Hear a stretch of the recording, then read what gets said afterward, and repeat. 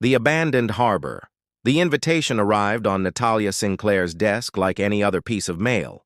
Crisp, professional, nothing to suggest it would alter the careful balance of her life.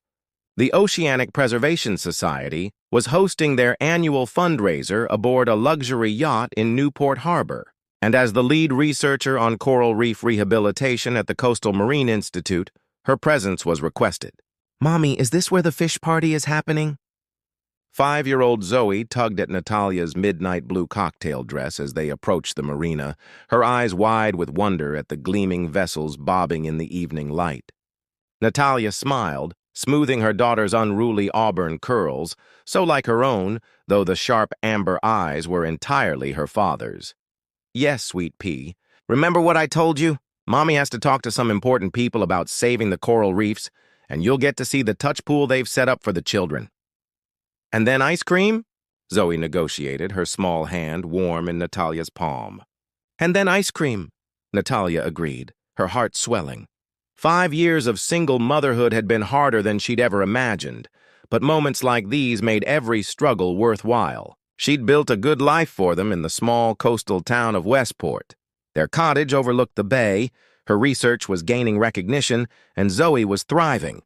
Nobody here knew about Vincent Blackwood, the man who'd once promised Natalia the world before vanishing from her life with surgical precision.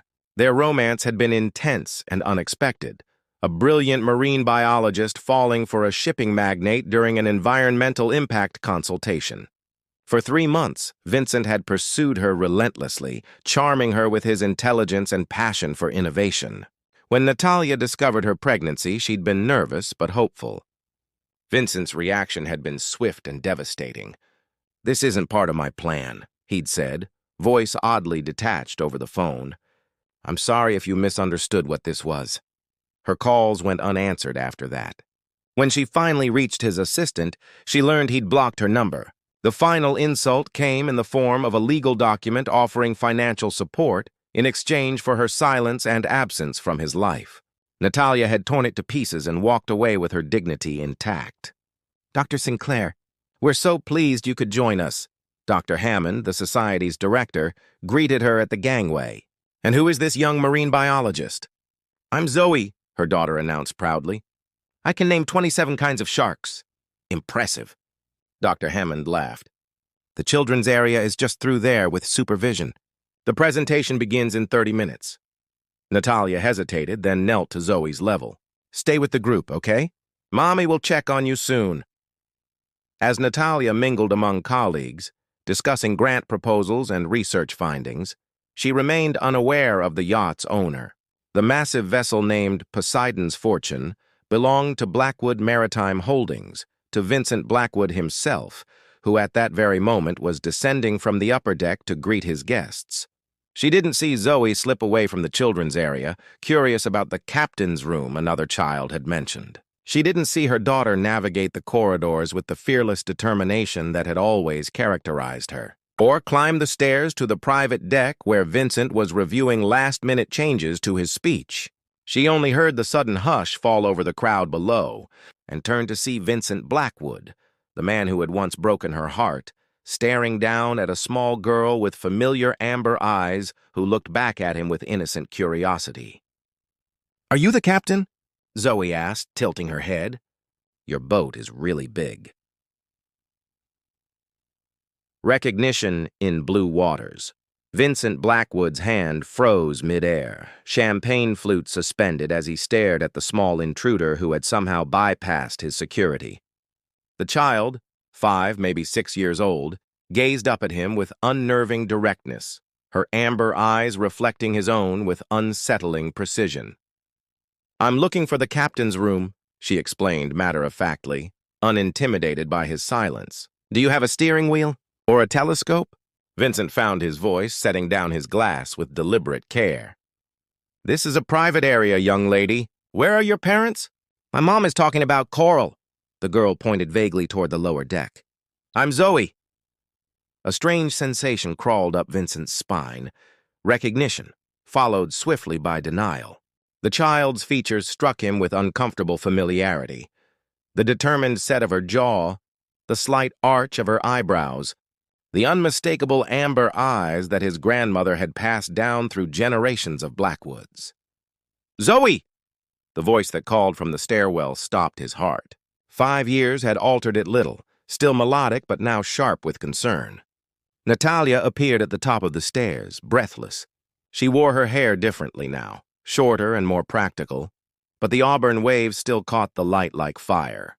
When she saw Vincent, she froze, color draining from her face.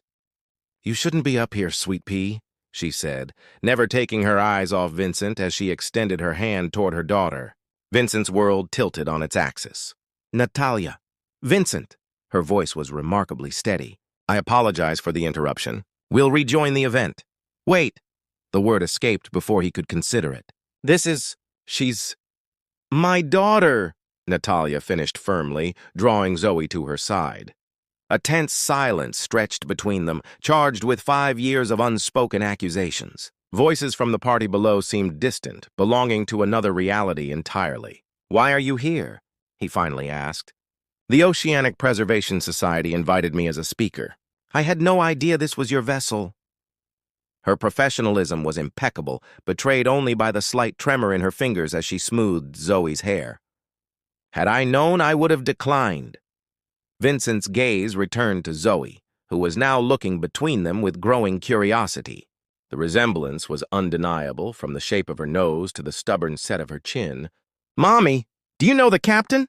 Zoe asked, breaking the tension. "Mr. Blackwood and I worked together a long time ago," Natalia explained, her tone deliberately neutral. "Before you were born." Vincent felt lightheaded. "We should talk." "I don't think that's necessary." Natalia's voice had hardened. "We're leaving." "You can't just—" he began, but was interrupted by the appearance of Camilla Martinez at his side, her sleek black gown complementing her calculating smile. "Vincent, darling, everyone's waiting for your speech," she said, her dark eyes assessing Natalia with predatory interest before landing on Zoe. Something in her expression shifted. "I wasn't aware we had special guests." "Dr. Sinclair is one of our speakers tonight," Vincent explained, his voice controlled. "And her daughter." Camilla's smile didn't reach her eyes. "How lovely. Although the upper deck is off limits to attendees." "We were just leaving," Natalia replied coolly. "Zoe, say goodbye." "Goodbye," Zoe said, waving cheerfully, oblivious to the undercurrents. "Your boat is awesome." As they disappeared down the stairwell, Camilla's perfectly manicured hand gripped Vincent's arm. "Who is she really, Vincent?" "A marine biologist." The lie came easily after years of practice. "The coral reef expert." But as Vincent delivered his prepared speech about oceanic conservation and corporate responsibility, his eyes kept finding Natalia in the crowd. She stood straight-backed and distant, her hand never leaving Zoe's shoulder. His daughter's shoulder. The truth he had buried beneath ambition and denial for 5 years stood before him in miniature form, wearing light-up sneakers and asking another child about sharks. When the event concluded, Vincent instructed his security team to ensure Dr. Sinclair didn't leave before he could speak with her. He found them at the gangway, Natalia's expression thunderous. 5 minutes, he said quietly. "Please." Her eyes flashed with anger, but after a moment she nodded. "Zoe, wait here with Dr. Hammond for just a moment." They moved to a private alcove, standing beneath the stars that had once witnessed their beginning. "She's mine, isn't she?" Vincent asked, though he already knew the answer. Natalia met his gaze unflinchingly. "Biologically? Yes. In every way that matters? No. You made your choice 5 years ago when you blocked my number and sent your lawyers." The accusation struck with precision. "I want to be part of her life." "You lost that right when you disappeared," Natalia replied, her voice trembling with suppressed emotion. "We've done perfectly fine without you." Before Vincent could respond, a staff member approached. "Mr. Blackwood, the investors are asking for you." "Tell them I'll be there shortly," he answered, never looking away from Natalia. "We're leaving now," she said with quiet dignity. "If you want to discuss this further, contact me through proper channels, not by cornering us at events." As she walked away, Vincent felt the carefully constructed walls of his life begin to crumble. On the dock below, Zoe looked back at him with innocent curiosity, her small hand in her mother's. a family he hadn't known existed until tonight, yet suddenly seemed more real than anything in his carefully crafted world. Shifting currents, the Coastal Marine Institute buzzed with activity as researchers prepared for the afternoon tide pool tour, but Natalia barely registered the familiar chaos. 3 days had passed since the encounter on Vincent's yacht, and she'd jumped at every unexpected sound, anticipating the moment when her past would come crashing into her present. "Dr. Sinclair, there's someone asking for you at reception." Her assistant's voice pulled her from her thoughts. Natalia's heart stuttered. "Did they give a name?" "A Mr. Blackwood. Says it's important." Taking a steadying breath, Natalia smoothed her lab coat. "Tell him I'll be 5 minutes." Vincent stood by the Institute's massive aquarium display, his tailored suit incongruous among the school groups and casual tourists. He'd aged well, she noted with annoyance. Silver threading his temples only added to his authoritative presence. "This is my workplace," she said without preamble. "I tried calling. Your office said you were unavailable." His voice was controlled, professional. "I've spoken with my attorneys." Natalia stiffened. "If you're planning legal action, I'm not." Vincent glanced around, lowering his voice. "Is there somewhere we can speak privately?" Her office overlooked the research pools, cluttered with specimens and papers, a stark contrast to the minimalist luxury he surrounded himself with. Vincent examined a framed photo on her desk, Zoe grinning widely, missing her front tooth, holding a starfish. "She's extraordinary," he said quietly. "Yes, she is." Natalia remained standing. "What do you want, Vincent?" "To know my daughter." He met her gaze directly. "To be in her life." After 5 years of silence, after accusing me of trying to trap you, the bitterness she'd thought long conquered rose in her throat. "You made it abundantly clear you wanted nothing to do with us." "I made a mistake." The admission seemed to cost him. "A terrible one." "A mistake," she repeated flatly. "Is that what we're calling abandonment these days?" Vincent's composure cracked. "I was terrified, Natalia." Everything was happening so fast. The expansion into Asian markets, the pressure from the board. "When you told me about the pregnancy," he shook his head. "I panicked, convinced myself it wouldn't work, that I'd be a terrible father. So instead of talking to me, you chose to be no father at all." "I'm not asking for forgiveness," he said. "I'm asking for a chance to do better now." Before Natalia could respond, her phone chimed with her reminder for Zoe's pickup from kindergarten. "I have to go. Let me drive you," Vincent offered. "Please." "Just to talk." Against her better judgment, Natalia agreed. Vincent's sleek Aston Martin drew curious stares as they pulled up to Westport Elementary. Through the windshield, they watched Zoe emerge from the building, her backpack nearly as large as she was. "Does she know anything about me?" Vincent asked. "That her father wasn't ready to be a parent," Natalia replied carefully. "I've never spoken ill of you. I've answered her questions honestly, age-appropriately. She knows your name." When Zoe spotted her mother, she raced forward, then hesitated at the sight of Vincent. "Hello again," she said with surprising poise. "From the big boat." "Hello, Zoe." Vincent's voice was gentle. "I'm an old friend of your mother's." The drive to their cottage was filled with Zoe's chatter about kindergarten politics and her ongoing shark research. Vincent listened with undisguised fascination, asking questions that revealed genuine interest rather than obligatory politeness. At the cottage, Natalia reluctantly invited him inside. While Zoe changed for her swimming lesson, Vincent studied the modest but comfortable home they'd built without him. "I can provide for her financially," he said. "Ensure her education, her future." "We don't need your money." Natalia crossed her arms. "We've managed fine. This isn't about obligation. It's about wanting to contribute to her well-being." His expression softened. "To know her. To earn the right to be her father." The ringing of his phone interrupted them. The screen displayed Camilla, accompanied by a photo of the elegant woman from the yacht. Vincent declined the call. "My business partner," he explained, though Natalia hadn't asked. "And future wife, according to the business journals," she noted neutrally. A complicated expression crossed his face. It's not finalized. Before Natalia could unpack that statement, Zoe bounded into the room in her swimsuit and beach cover-up. Ready, Mommy? Vincent stood, awkward for the first time. I should go. Can the boatman come swimming too? Zoe asked unexpectedly. Natalia and Vincent exchanged startled glances. Mr. Blackwood is very busy, Natalia began. Actually, Vincent interrupted, I'd like that. If it's all right with your mother. The dangerous hope in his eyes mirrored the innocent expectation in Zoe's. Caught between them, Natalia made a decision she hoped wouldn't shatter the life she'd carefully constructed. Just this once, she conceded. But Vincent, understand something. She lowered her voice so Zoe couldn't hear. If you disappear from her life again, I will never give you another chance. Her heart isn't a business deal you can abandon when it becomes inconvenient. As they walked toward the beach, Zoe skipping ahead, Vincent's phone rang again.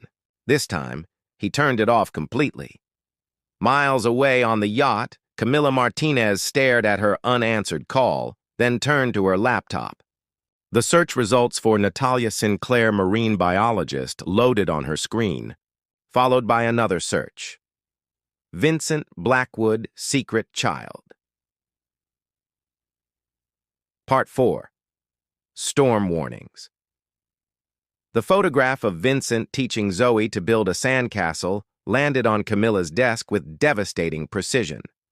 Her investigator stood across from her, impassive as she examined the evidence of Vincent's double life. There's more, he said, sliding forward another envelope. Birth certificate. The child is his. Camilla's manicured nails tapped a deliberate rhythm on her glass desk. And the mother? Dr. Natalia Sinclair. Respected marine biologist, specializes in coral reef preservation. They had a relationship 5 years ago. No evidence he maintained contact until recently. For 6 weeks, Vincent had been inventing excuses to visit Westport, board meetings scheduled conveniently near the coastal town, sudden interest in the Marine Institute's research, weekend sailing trips that somehow never included his usual crew. Camilla had built her career on recognizing patterns, and Vincent's were transparent to her practiced eye. That will be all, she dismissed the investigator. When he'd gone, she opened the file containing Natalia's professional history. Impressive grants, innovative research, glowing recommendations, all potential pressure points. Camilla picked up her phone. Schedule a meeting with the board of the Coastal Marine Institute. Tell them I'm interested in discussing a substantial donation. Vincent watched Zoe's face light up as she successfully completed her first unassisted dive in the shallow reef pool. Over the past weeks, he'd eased his way into their lives with deliberate care. Swimming lessons, weekend outings, quiet dinners at the cottage where he listened to Zoe's elaborate stories and caught Natalia's occasional reluctant smile. Did you see that? Zoe surfaced, pushing wet hair from her eyes. I touched the bottom. Amazing! Vincent held up his hand for a high five. You're a natural. From her position by the pool's edge, Natalia observed them with complicated emotions. Vincent had surprised her, showing up consistently, listening attentively, never pushing for more than she was willing to give. The arrogant businessman remained, but alongside him had emerged a man capable of sitting, cross-legged on the floor to build Lego Marine, laboratories and discussing the merits of different shark species with scholarly seriousness. Ice. Cream to celebrate? He suggested as Zoe climbed from the pool. Later, watching Zoe enthusiastically explain tide pool ecosystems to Vincent over strawberry cones, Natalia felt the walls she'd built around her heart begin to crack. This wasn't the future she'd imagined when she'd walked away 5 years ago, but seeing Zoe flourish under her father's attention stirred dangerous hope. Dr. Sinclair? A voice interrupted her thoughts. Dr. Hammond approached their table, his expression troubled. I'm sorry to disturb your weekend, but there's been an unexpected development at the Institute. The board called an emergency meeting for Monday. What's happened? Natalia straightened, instantly alert. Blackwood Maritime Holdings has expressed concerns about our upcoming coral transplantation project. They're suggesting it interferes with their shipping lanes. He glanced awkwardly at Vincent. I apologize, Mr. Blackwood. I didn't realize Blackwood Holdings? Natalia turned to Vincent, betrayal darkening her features. Your company is blocking our conservation project? Vincent looked genuinely bewildered. This is the first I'm hearing of it. The representative was quite clear. Dr. Hammond continued uncomfortably. Ms. Martinez presented compelling evidence that the project could impact regional commerce. Camilla? Vincent's confusion turned to alarm. When did this happen? Yesterday's board meeting. She mentioned you were unavailable due to personal matters. The implication hung in the air between them. Zoe, sensing the tension, had fallen silent, her ice cream forgotten. I'll handle this, Vincent promised, already reaching for his phone. Like you handled things 5 years ago? Natalia stood, gathering Zoe's towel. We're leaving. Natalia, wait. No. Her voice was quiet but firm. This is exactly what I feared. Your world colliding with ours, using power as leverage. I won't subject Zoe to corporate games. Is that New Horizons. The boardroom of the Coastal Marine Institute fell silent as Vincent strode in, 15 minutes before the scheduled meeting. He placed a thick folder on the table before turning to face the startled board members. Good morning, he said with deceptive calm. I understand there's been some confusion regarding Blackwood Maritime's position on the coral transplantation project. Dr. Hammond cleared his throat. Mr. Blackwood, we weren't expecting you personally. Clearly not. Vincent smiled thinly. I've taken the liberty of bringing the original environmental impact studies conducted by my company, along with a revised proposal that accommodates both the conservation needs and our shipping requirements. He distributed documents with methodical precision. You'll find that Blackwood Maritime is not opposed to the project. In fact, we're prepared to contribute additional funding to ensure its success. The door opened again, and Camilla entered, faltering momentarily at the sight of Vincent. She recovered quickly, her practiced smile sliding into place. Vincent, what a surprise! I thought we agreed the legal team would handle this. Did we? Vincent's voice remained pleasant, though his eyes conveyed a different message. I must have misunderstood, much like you misunderstood your authority to speak on behalf of the company. Before Camilla could respond, the door opened once more. Natalia appeared, composed despite her evident surprise at finding Vincent already present. Dr. Sinclair, Dr. Hammond began, Mr. Blackwood was just explaining some new developments. Vincent addressed the board while watching Natalia. I've reviewed Dr. Sinclair's research thoroughly. Her work isn't just scientifically sound, it's vital to the region's marine ecosystem. Blackwood Maritime fully supports the project and will adjust our shipping schedules accordingly. Camilla's smile hardened. Vincent, we should discuss this privately before making commitments. The decision is made. He turned to her fully. And while we're clarifying positions, I should mention that I've scheduled a board meeting this afternoon. The primary agenda item is your removal as partner due to unauthorized actions taken without board approval. The boardroom erupted in murmurs. Camilla's perfect composure cracked. You're making a terrible mistake. No, Vincent replied quietly. I'm finally correcting one. After Camilla's dramatic exit and the board's unanimous approval of the revised project, Vincent found Natalia in the Institute's observation deck, staring out at the churning sea.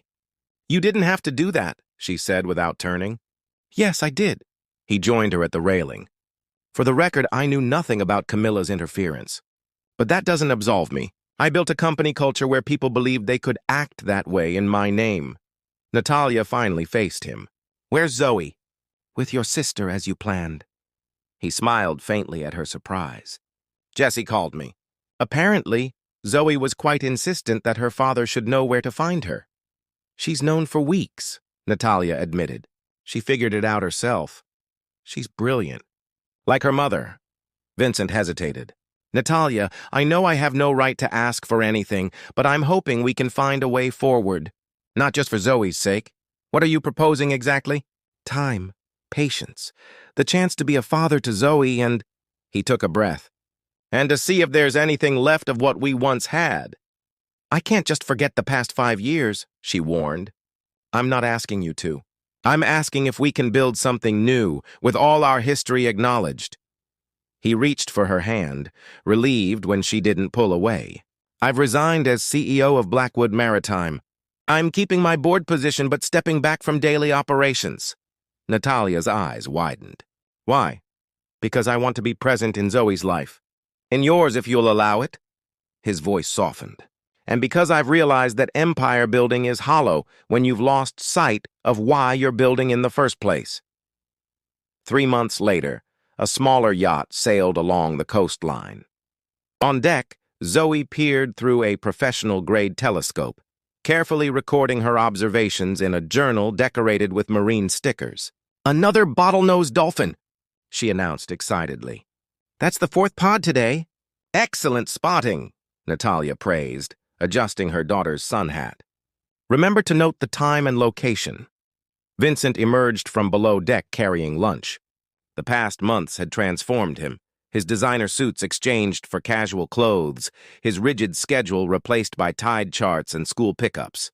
He was learning, slowly but steadily, that fatherhood couldn't be mastered like a business acquisition, but had to be earned daily through small moments of presence. "The satellite data from the coral transplants looks promising," he reported, setting down the tray. "Growth rates are exceeding projections." The revised placement made all the difference, Natalia acknowledged.